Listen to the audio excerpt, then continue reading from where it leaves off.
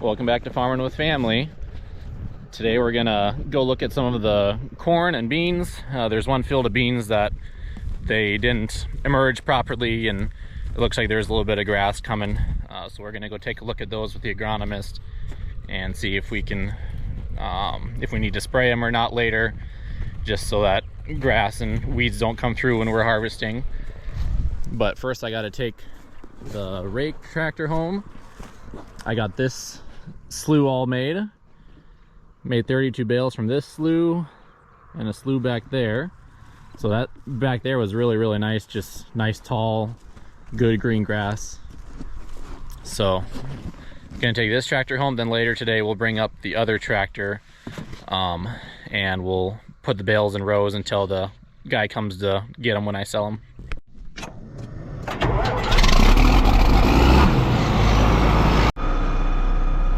We had a little rain this week, and since then it's been really foggy and really heavy dew in the morning. Can't even see out the tractor window unless you wipe it off. So I'm gonna row the bales with this tractor because I put them around the edge of the slough, but there are spots where it's a little just a little spongy, not necessarily like sopping wet, but with the duals and extra flotation I won't make so many ruts and won't risk sinking in.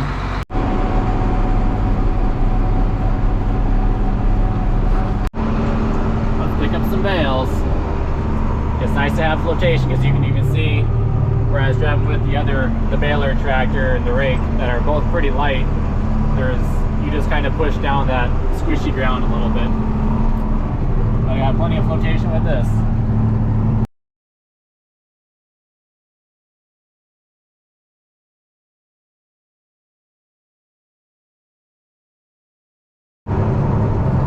One of the first kind of real jobs I started doing on the farm as a kid was putting bales in rows or making stacks.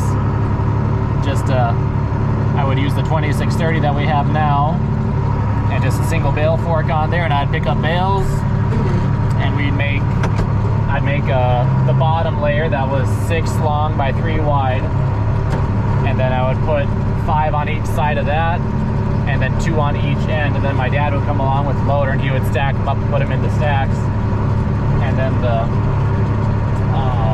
stack mover semi could come and haul them home for us. But that was what I spent a lot of summers doing, just taking all the bales and getting them put into stacks so we could get them lined up and hauled home. So I've had a little bit of practice doing this, but sometimes you don't always get lined up perfectly straight.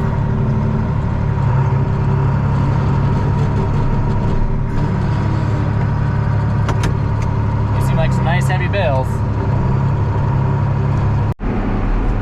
Heading home, I had 32.5 bales, so the semi takes 30, so I'm bringing these 2 home with me, and then when I go load the semi eventually, then I'll just bring that last little half bale home with the loader. All right, it's 6:15 a.m. and we're going to get a semi that I bought. I bought a new semi tractor so I can have another one, and gonna be getting another grain trailer. So my friends David and Diana from church, they're giving me a ride down there. So it's down in Danburg by Farwell, Nebraska, so about 5 hours and 45 minutes away. But we're gonna get headed down there and go pick it up and turn around and bring it right back. Okay, we made it down, got to the semi. Looks like it's going to be a good rig for me. It's kind of like my other one. A few years older. But we're gonna start heading home. It's about 5-6 hour drive. So we're gonna get on the road. No cruise control. So we'll see how close I can keep it to normal speed.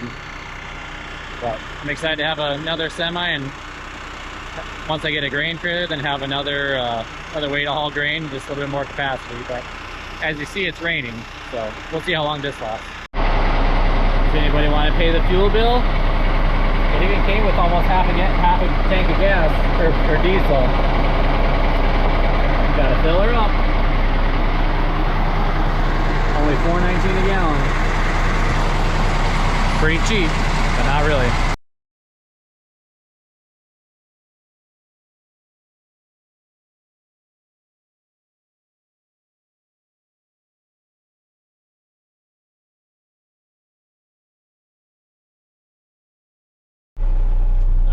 Made it back to Highmore, South Dakota. We're an hour south of where we live, but we should be home a little bit after dark. So far everything on the semi is working good, and we'll make it home in a fairly short time, but it's been a good trip so far. But tomorrow I'll show you a little bit more around the semi, and yeah, excited to be able to use it this harvest, and once I find a grain trailer, just have more capacity, which will be super nice when you're combining and everything's yielding really good. So we'll check back in tomorrow.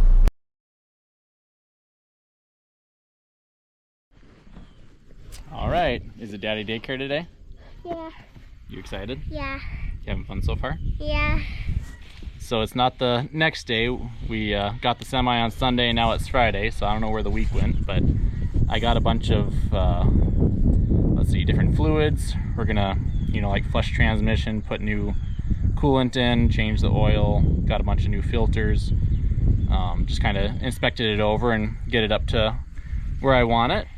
But it drove well on the way home. Seemed like it had good power and everything. So we're gonna be working on finding a grain trailer to pull behind it. Then I'll have 2 of those. But yeah, so we're gonna actually work on the other semi over there. We're gonna get that all ready to go. Not as much I need to do to that, but just some maintenance stuff, greasing, and get it checked over so it's all ready. Should we go do that? Yeah, and it's farming with people. Farming with family. Farming with family. Yeah. So one of the things I did is I made a list of all the different stuff I want to go through and get ready. Otherwise I kept thinking if I need to do this, I need to do that. So I just made a list of all the stuff for the combine and the semis, grain cart, the headers. Then I just go through and check them off as I go and know what I need to do. So helps you plan your schedule a little bit. I'm guessing we're probably 10 days out from harvest, maybe a little bit more. We'll just have to see. There's one field I gotta check that's a little more sandy. So we'll see where that one is for maturity. Some guys are saying next week they're gonna get going, but they also maybe planted a shorter day variety of beans and planted them earlier, so, and different types of ground. So just a lot of different factors that go into that. But we're gonna do some checking the oil, top off the coolant. This thing has a real slow coolant leak somewhere. We're gonna have to tackle that this winter sometime and just figure out where that is. Farming with family. Yeah, farming with family, that's right. And just go through and get it greased and get it all ready to go.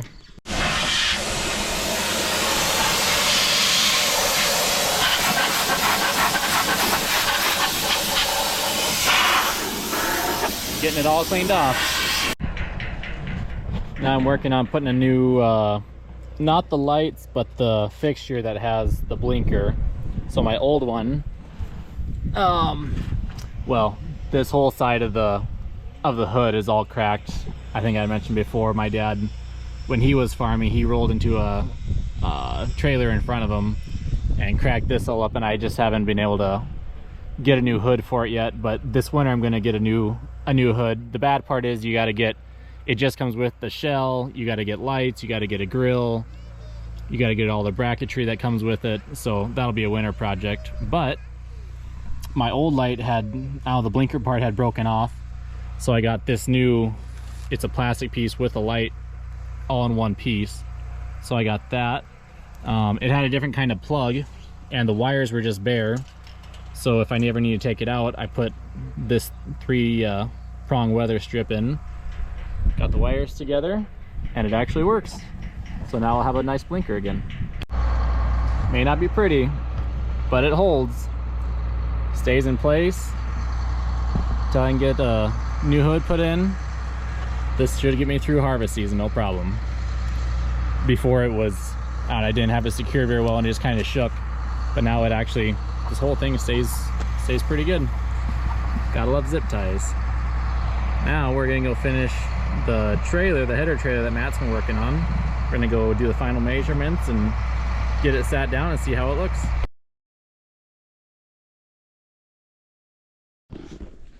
It's the next day. Well, actually, it's Sunday. Gotta take Saturday off and go to church and stuff and relax with the family. Now we're back at it.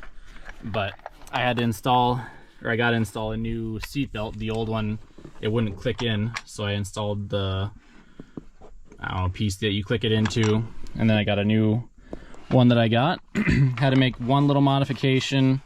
The new one came with just a straight down bracket, but it needs an L-shaped one.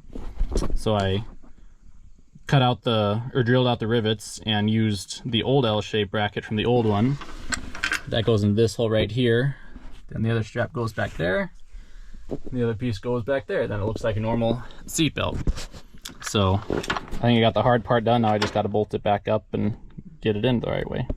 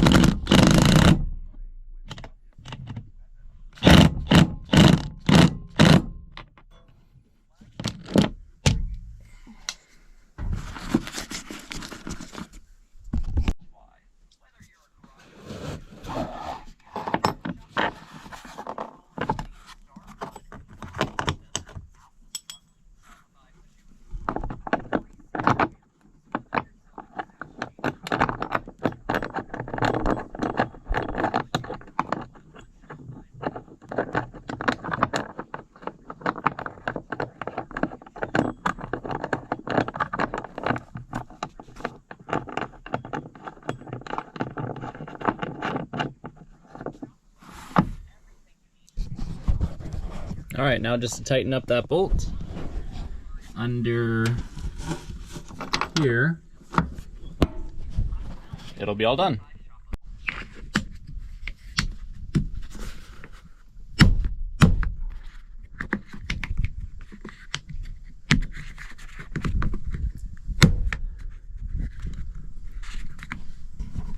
I think it's ready.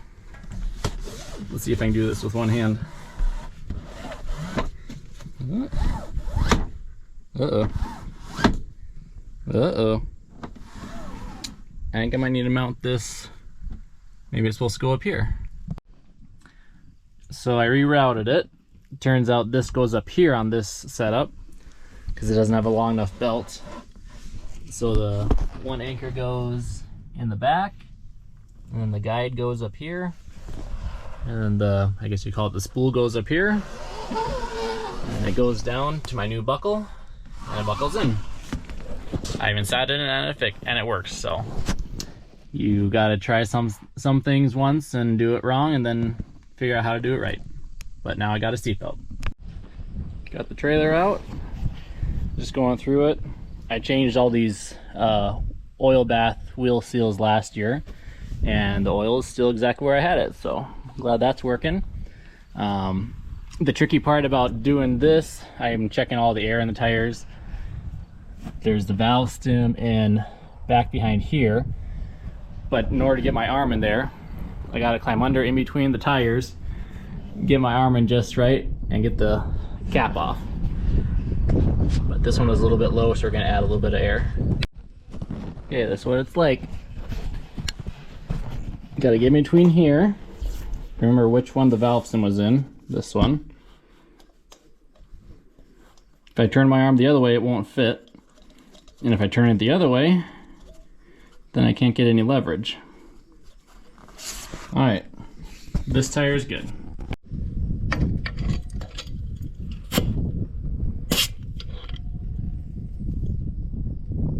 It's good.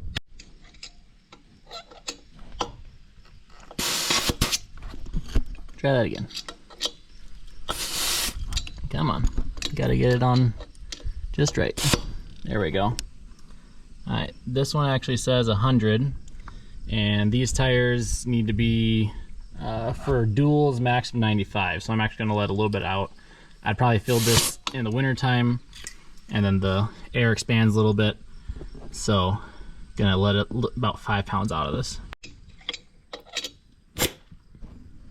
All right, it's about 93, 94, max 95, we're good. Truck's all done. Well, for now I'm just waiting on a few little things. Now it's time to get the grain cart checked over. Just got a grease. Let's see. Check air in the tires. I need to switch over the PTO to big 1,000 splines. These are small.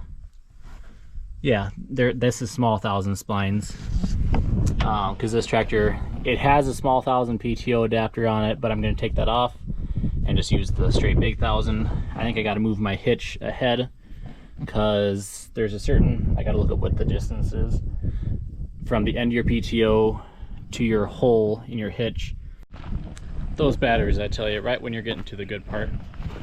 But anyways, it's got to be from the end of the main PTO, the big 1,000. It's probably about right here, and it's got to be a certain distance from there to your hitch pin.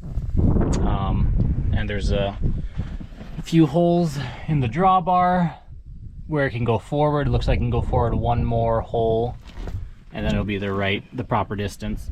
The main reason for that is the PTO shaft. This slides, it extends. If I can get it. So it extends to get to the right spot and go on your PTO. And if you don't want to have it extended too far, otherwise the two rods that slide over each other, if it's too far apart, it can cause too much force and it can actually twist your PTO shaft. So that's why you want it. They're built and rated at a certain strength so that it doesn't twist it, basically. So got to do that. So first I got to switch out the end, which is just this, I think they call this a knuckle. You take this off. I got a different one that has a bigger PTO splines. So I got to do that. And then I got to do a calibration for the scale. It says to, like, for the most accurate measurement, you put a known weight. So I have some tractor weights that I'll get the exact weight on them. You put them on here on the platform, and then you weigh it, and then you do a certain calibration, then it gets it pretty much exact. So in a whole load of like 700 bushels, you can be within 100 pounds or two. So that's what I'm going to do on this now. Got everything greased, looked over, and I'm going to switch this. I think you just pull this snap ring, and there is a snap ring on this side. I've never done one of these before, but I think it's just a couple of snap rings that you pull and then you switch them out. So a little update on the PTO yoke. Watched a video on YouTube how to take it apart. See, you can learn lots of things on YouTube. And these caps, they normally press into here on each side. I took the first one apart. It came apart fine. It's got a little plastic ring that holds all these tiny little rollers in there. You can see that go around it. That's what makes the bearing. This one, when I took it apart, that little plastic piece fell apart and some of the bearings, the rollers fell out. So I'm gonna have to go up to town tomorrow and get to either new caps, because the middle cross piece is fine, but I'm not sure if they sell just the caps or if they sell the whole cross piece and the caps. But got it apart. Everything looks okay. It wasn't really that hard. It just came apart and need a few new pieces, but this is the new one that'll go in there. So I'll show you. This is the big 1,000. This is the small 1,000. So this is 1,000 RPM PTO shaft that's 1 3/4 inches. This is 1,000 RPM shaft that is 1 3/8 inches. So you can see the difference in the size. And my adapter that I have, or that's been on here, this is what they call the small 1,000, the 1 3/8. So once I take that off, it'll be the big 1,000. Just easier, less movement, because you see this doesn't fit 100% tight and you can just get wobble in there and it's just hard on your joints and stuff. So we'll get that taken off. I measured, And it should be right from the end of the PTO shaft to the center of the hitch pin. I looked it up, it's 20 inches, and it looks like it should be right there, so I actually shouldn't have to move the hitch, but I'll double measure once I take the end off. I'll show you guys what the inside of a gearbox looks like. So this is the gearbox coming from the PTO shaft, and this transfers the power from here to the auger, or to the shaft that goes to the auger in there, and that runs the auger out that takes the grain out. But if you look, let's see if I can get my lights the right way. You can kind of see in there. It's easier to see in person, but there you can see the gears.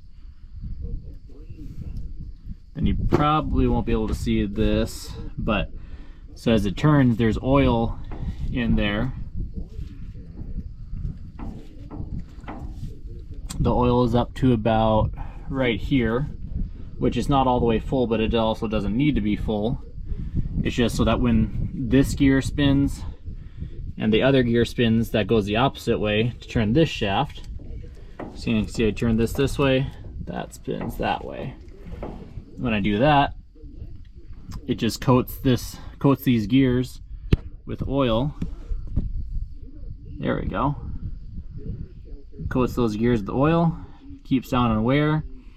I think that the previous owner had done some work to the gearbox, changed the fluid, and the gear oil still looks really new. It's not black or anything, so I dipped a little bit out, and you can see it's still pretty clear, so that's like brand new oil. So this part is good. Just one easy thing to check. Just has a plug that you take out, but one easy thing to check to make sure it's, didn't for some reason have a leak and go dry and burn up your gearbox. Those get expensive. Well, I'm getting pretty close to being done with this. Once I get this yoke put back together and calibrate the grain cart, that should be all done. Then just a few little things to do on the tractor. Got to grease the front end. I think there's a transmission filter sensor or pressure sensor that's out. I guess it's up under here. It's got some wires going to it that I got to change. So I have that. Grease the front end, and then this whole unit will be ready to go for harvest. What'd you guys do today? We picked some corn and goat for a bike ride, and we removed the electric door for the chickens. Oh, did you move it so they can go in and out on the other side? Yeah. Then we don't have to close them up and let them out in the morning. One less thing for Vaughn to do before school, huh? Yeah. Yeah. But this is where we're going to end the video. Thanks for watching. Hope you enjoyed it, and we'll get some more video of getting the combine ready in the next one. And there's a number of different things we want to do to that to get that all going and do some improvements to that. But thanks for watching. Have a good night. Bye-bye.